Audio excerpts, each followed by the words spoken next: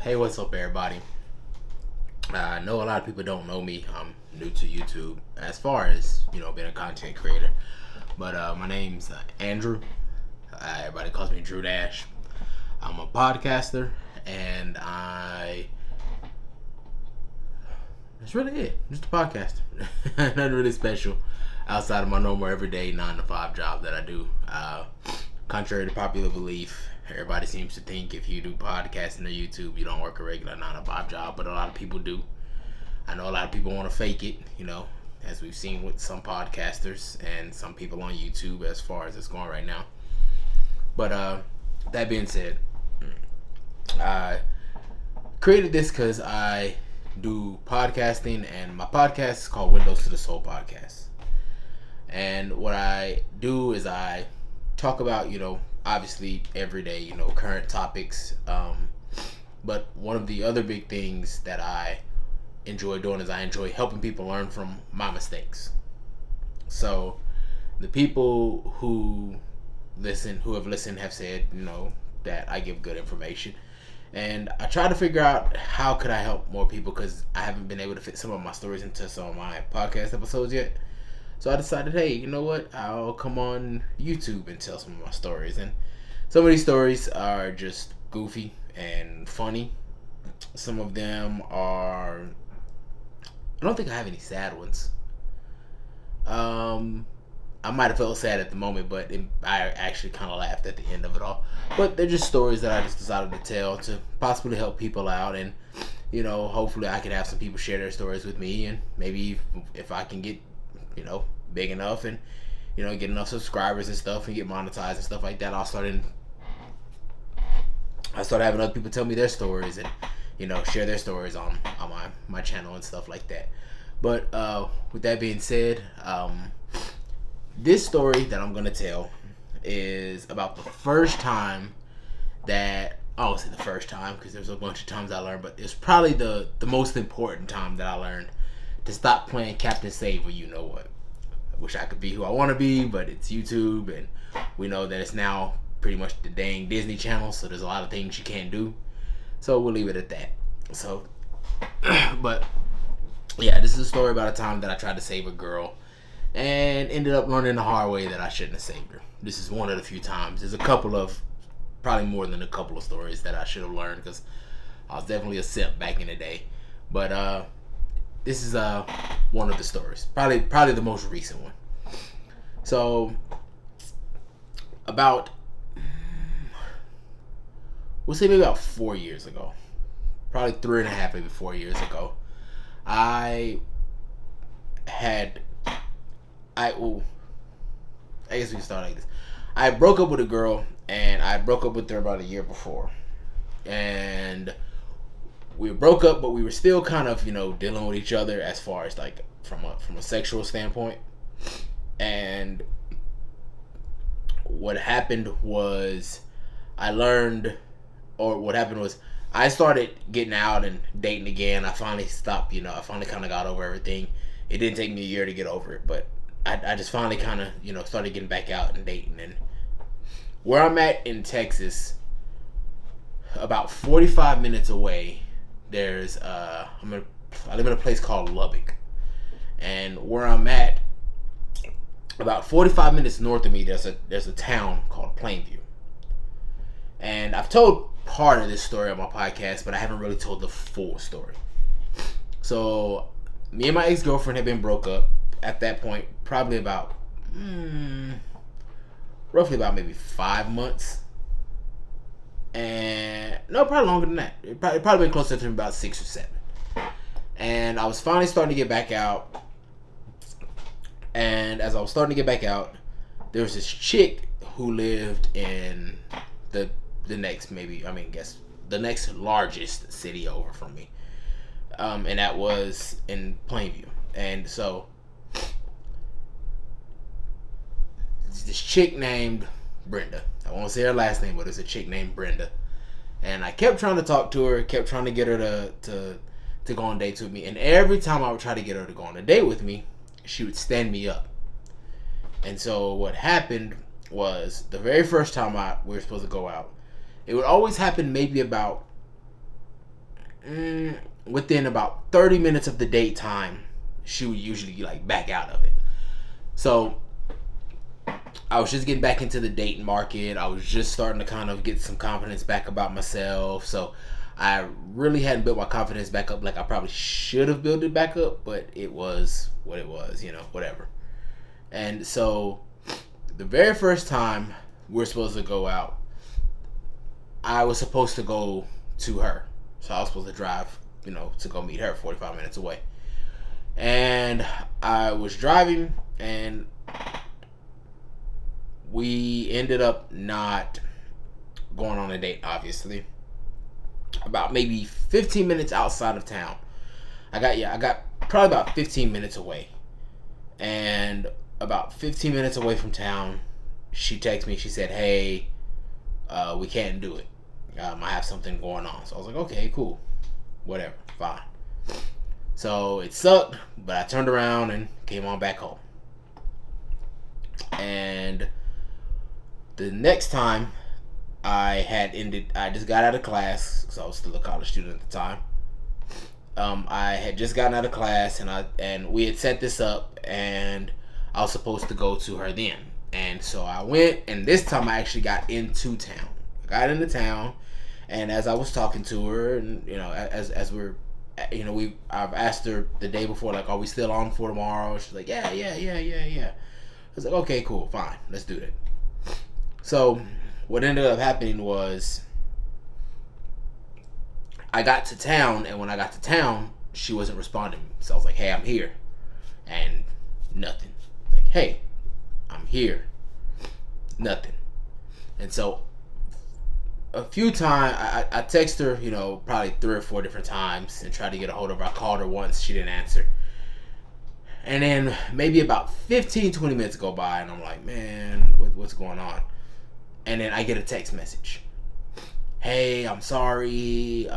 My dad is in the hospital. And she said that he was in the hospital in the next biggest city over from her, which was a city called Amarillo, which was about roughly from Plainview was about an hour or so. And I was like, yeah, no, you're lying. And I knew what it was. I knew she probably was dealing with one of her other dudes and didn't want to, and kept standing me up. So I was like, all right, cool, whatever. So she was like, I'll make it up to you. And I was like, okay, yeah, whatever. So the next time she comes by, or the next time we end up talking, she says, hey, I think I had asked, were we gonna hang out again or something like that. I can't remember who initially asked it.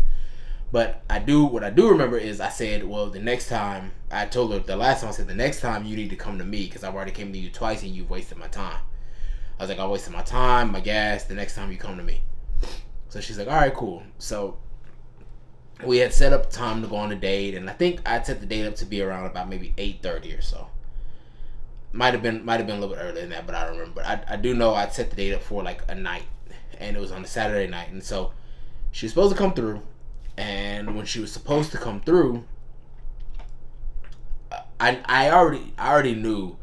I guess I knew, but I already kind of expected what was about to happen. I was like, okay, she's been kind of playing games with me, so let me be prepped for what's about to happen.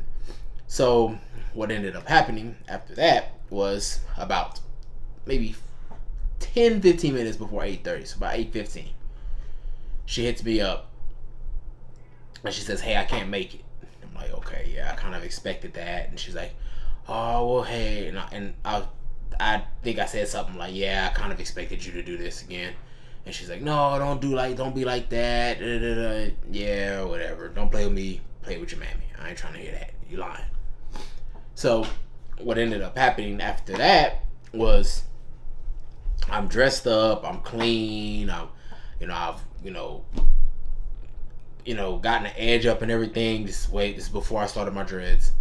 And I'm like, man, she just really wasted my damn time. Like, what am I supposed to do now? So I was upset. I really was. I was kind of upset, and I was like, you know what? Let me go out. I was like, I'm just going to go out and have a drink. Well, my ex-girlfriend and her current boyfriend, who at that time, her dude was a drug addict, and she said she didn't know. I don't really know. Not my business. I don't care. But she texted me. She's like, "Hey, what are you doing?" And I was like, "Not much, just chilling." She's like, "Well, do you want to go out with me?" And I was like, "Well, where's your dude at?" And she's like, "Well, he doesn't want to go out." Couldn't figure out why he didn't want to go out. Obviously, we know now why he didn't want to go out. But it was like, okay, cool, let's go out. So we go out, and we're having a good time. And a guy in the club worked at Zoomies in our local mall. Or was it Tilly's? I don't know. Zoomies or Tilly's, one or the other. I'm not sure. Can't remember. But he worked at a store in our local mall, and he had really long dreads. And I'd been wanting dreads for a while, but I didn't know how to start them. Because I always thought you just grow your hair out and then you just twist them and then that's dreads. And I didn't know that, it's a process of, twist, twist, wait, wash, retwist. Twist, wait, wash, retwist. I didn't know that. So I asked him about it. He was telling me, hey, do this, do this to your hair, blah blah blah blah blah blah blah blah blah, right? And he was telling me what to use on my hair to get it to grow and to get it to do what it needs to do, because at that time I had really low hair with waves. And so I'm like, all right, cool. Well, he worked in the club that we were at. And so I went up to him. I was like, hey, I want to thank you for, giving me telling me what you told me, because my hair started growing a lot. And he was like, oh yeah, man, see, I told you, man, just use this, use that, use this, and just keep drinking a lot of water, working out, okay, cool, fine. And a guy at the club came up and he dapped him up. And so he dapped him up, and then he dapped me up. Didn't know this guy. I've never met this guy a day in my life. And so we're chopping it up. I'm drinking, and I'm on a motorcycle. I came to the club on a motorcycle, and obviously my ex-girlfriend rode with me, so we were on a motorcycle. So about an hour before the club is about an hour before the club is about to close, which is around like 2:30. I can't remember which time it was. I stopped drinking. So there's a girl who was in the club. It's a white chick who had a prior issue with my girlfriend. Well, yeah, you know what I mean. So there's a chick in the club who had a prior issue with the girl that I was with at that time, that I was dealing with. And so she's in the club, we're in the club, we're having fun. She seems to be having fun, and then at some point within that hour time frame, it felt like forever, but at some point during that time frame of us getting ready to leave the club, or the club getting ready to close, the chick gets kicked out of the club. And so if you've ever been to a club or a bar, obviously when security puts somebody out, they're usually not very nice about it. They're usually very aggressive, and so they're pushing her. She's trying to fight a security guard who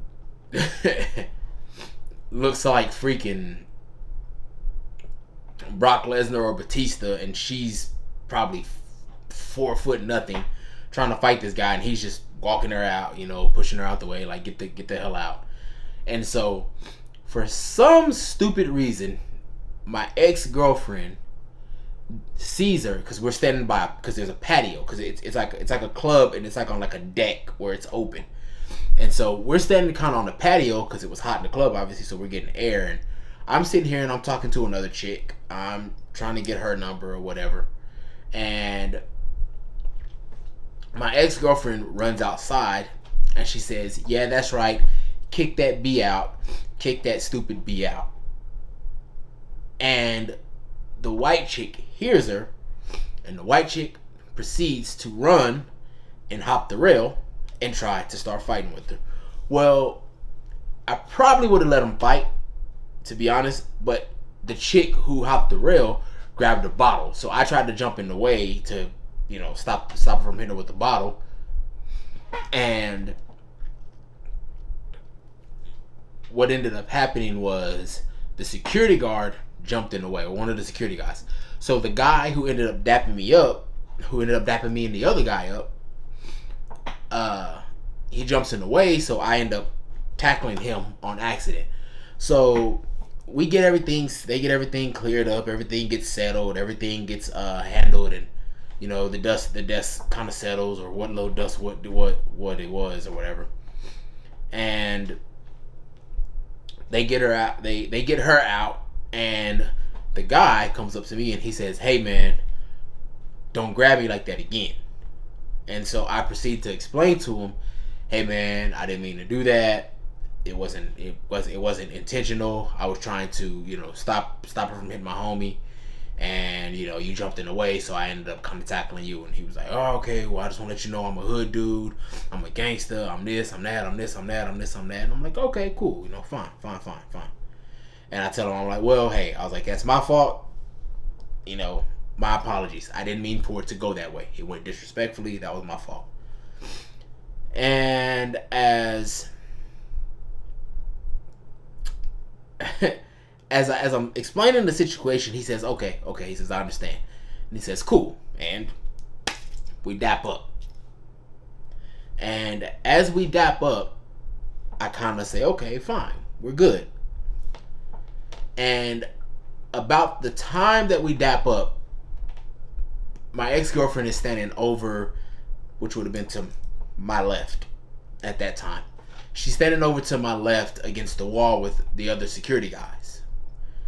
And the main guy says, "Hey, do whatever you need to do." And I turn to say something to her, and then I hear what he says as I'm turning to say something to my friend. And as I turn to say something and I hear what he says, I look at him and I'm like, "Wait, what?" And then about that time, all I remember was my legs went numb. And I was like, "Okay, cool." And then I kind of look around and realize, like, okay. It takes a second for me to realize what happened, but I used to box and do martial arts competitively. We fought all over Dallas and stuff like that. So, I was like, okay, I've been knocked down in the ring before, so I've been hit with a good shot, so I know the feeling. I was like, he hit me when I looked away. It just took me a second to realize because I wasn't paying attention. So I get up. I pick up my phone. I proceed, and I can hear like a loud commotion, and then the one thing I could hear was my ex. She said, "What happened?" And I said, "I think he hit me." And I grabbed my phone and I proceed to give her my phone. And as I proceed to give her my phone, I could hear the dude talking trash. He's like, "Yeah, what? You want some more? You want some more? You want some more?" I get up to one knee, wiggle my toes so I can get feeling back in my legs, or so I can try to get feeling back in my legs. So I took a knee, it might have been maybe like 4 or 5 seconds that I was on my knee for a second. And then as soon as I got like feeling back in my toes and that numbing feeling went away, I stood up. And right as soon as I stood up, ready to do this fight, which I probably was gonna lose, because I to be honest, I think I was still a little bit woozy from the shot. But hey, I was like, hey, I'm gonna go out swinging. Right before we could start fighting, a guy comes up to me, he grabs me, he says, "Hey man, you need to get out." And I was like, "Wait, what?" He goes, "You need to get out." So he puts me and her out. And the girl that she's fighting with is right on the other side of the rail. So as soon as we get out, they start fighting. They're up against the car. I'm just watching them fight. Like, okay, cool. It's a fair fight. Let them fight. And then somebody says the cops are coming. So we kind of split, kind of break them up. And we all kind of go our separate ways. We get on the motorcycle and we ride out. And so I'm embarrassed because I'm like, man, like I got dropped. But I was more embarrassed. I was like, man, I boxed for years. I knew I shouldn't have turned my head. Like, why the hell did I turn my head? I couldn't. I was just like, okay, cool. And I was just like, well, he told me we were cool, but I knew I shouldn't have turned my damn head. So I was like, all right, whatever, fine, whatever, we're good. And I go on my way. So, that guy, he ends up starting to fight with somebody else, but when he started to fight with them, they actually came to the club deep, and it started a big like brawl / riot in the club, and people got stabbed and cut with bottles and stuff. So that dude ended up getting fired, and time goes on. So about 2, maybe 3 years goes by from this time. It might be more like a year and a half, maybe 2 years. And I'm telling this story to her now boyfriend, because we've kind of hashed out our situation and we're cool. We're not beefing with each other anymore.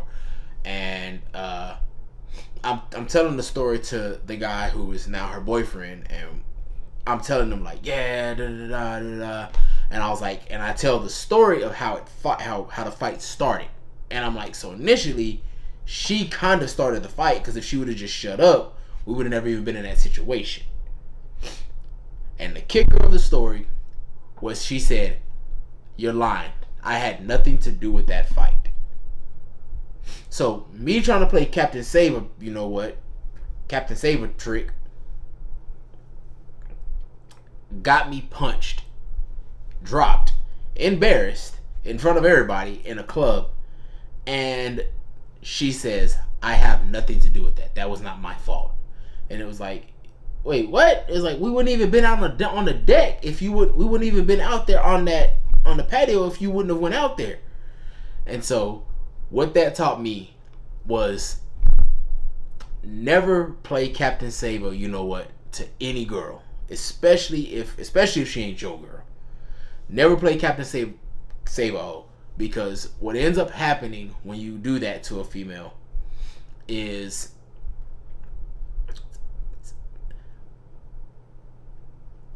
as you've probably heard in the red pill community and in the manosphere, they say those women want the accountability of women want the authority of a man, the advantages of a woman, and the accountability of a child. And then they wonder why they can't find a good man. But that's another topic for another time. You know, we can get on that. I get into that on my podcast and stuff. But yeah, so always remember, never save any girl who does not want to be saved, or who is not directly asking to be saved. First and foremost, honestly, you probably shouldn't save any woman who doesn't directly need it. But you know, that's another topic for another time. But yeah, that's my story for today. And so that's one of my Captain Saver, you know what, stories. We'll get into more later on down the line. But yeah, I was stupid. Ended up with a busted lip. Luckily, I didn't end up with a black eye, but I definitely ended up with I definitely ended up embarrassed. So it is what it is. But you live and you learn. So so that's the story. But again, my name is Drew Dash. If you like the story, like, comment, subscribe.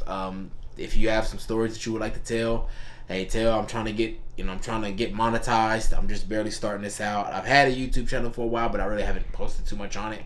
But with that being said, you know, for everybody who, you know, listen to this or watch this, you know, I mean, please like, comment, subscribe. You know, I'm trying to, you know, definitely get monetized. I know it's going to take some time for that. And, you know, YouTube keeps updating their rules. So, if you like the story, hey, let me know. If you don't, hey, you can give me the thumbs down. It's cool. I understand.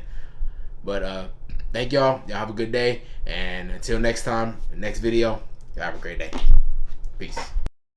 Women want the advantages of a man. They want the advantages of a man. They want the accountability that you